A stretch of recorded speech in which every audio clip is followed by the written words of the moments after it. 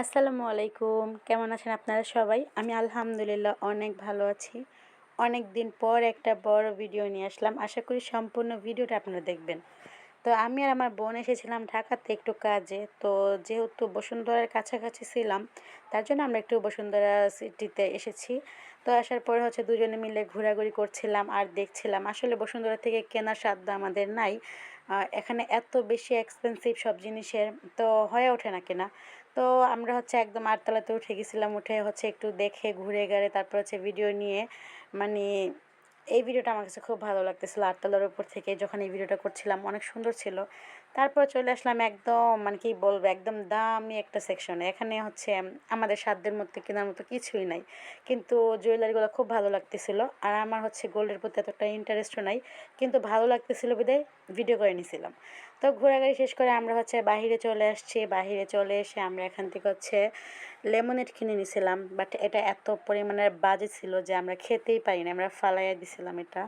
তারপরে এটা ছিল মানে লেবুর, কিন্তু এটার মধ্যে পুদিনা পাতা দিছিল, যেটার ফ্লেভারটা আমরা নিতে পারছিলাম না। তারপরে তো ফলাই দিছি। তারপর পাশেই কাচ্চি ভাই ছিল। তো কাচ্চি ভাই থেকে আমরা দুপুর লাঞ্চটা করেছিলাম, যেহেতু একদম দুপুরবেলা আমরা বের হয়েছিলাম।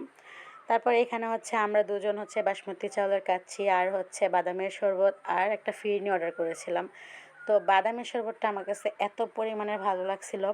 তো এই যে লেমনেরটা কিন্তু আমরা সাথে করে নিয়ে আসছিলাম, যে দেখি পুদিনা পাতাগুলো নিচে পড়ে কিনা, তারপর আমরা খাবো, কিন্তু না, লাস্ট পর্যন্ত এটার কিছুই হইলো না। তো ফার্স্টে আমি বাদামের শরবতটা একটু টেস্ট করেছিলাম, এটা অনেক বেশি ভালো লাগছিল। তো এই যে আমাদের খাবার কিন্তু চলে এসেছে। আমাদের এখানে প্রায় 10 মিনিট ওয়েট করা লাগছে খাবারের জন্য, আর এত পরিমাণের ভিড় ছিল সেই দিন, মনে হয় যে অনেক মানুষ সেদিন এসেছিল।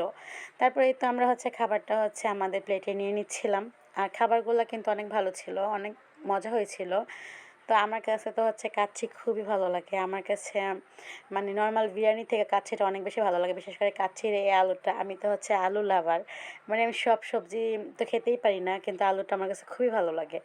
তো তারপরে এই তো আমি খাবার নিয়ে নিছি। তারপর যে কমন শসা, লেবু আর কাঁচামরিচ।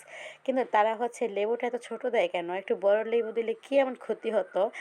তো আমরা খাবারটা খেয়ে নিচ্ছিলাম। আর যেটা বলেছিলাম, খাবারটা তো অনেক বেশি মজা হয়েছিল। আমরা দুজন পুরো খাবারটা কমপ্লিটও করতে পারি নাই। আসলে আমরা তো ওরকম খাদক না। মানে ৩ জন গেলে হয়তো এই খাবারটা কমপ্লিট হয়ে যেত। তারপর আমরা পার্সেল করে নিয়েছিলাম। আর এই যে বাদামের শরবতটা তো আমি একাই খেয়েছি। এটা আমার কাছে অনেক ভালো লেগেছে। তারপরে খাবারের পরে তো ফিরনি, একটা ডেজার্ট না হলে তো হয়ই না। তো এই ফিরনিটা মোটামুটি চলে, মানে মোটামুটি ভালো ছিল। এর থেকে ভালো ফিরনি মনে হয় আমি ঘরেই তৈরি করতে পারি। কিন্তু বাদামের শরবতটা আমার কাছে অনেক ভালো লাগছে।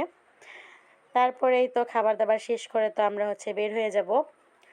তো আজকের ভিডিওটা কেমন লেগেছে অবশ্যই জানাবেন। যদি ভালো লেগে থাকে তাহলে অবশ্যই একটা লাইক, কমেন্ট করে দিবেন। Thank you so much. আসসালামু আলাইকুম। আল্লাহ হাফেজ।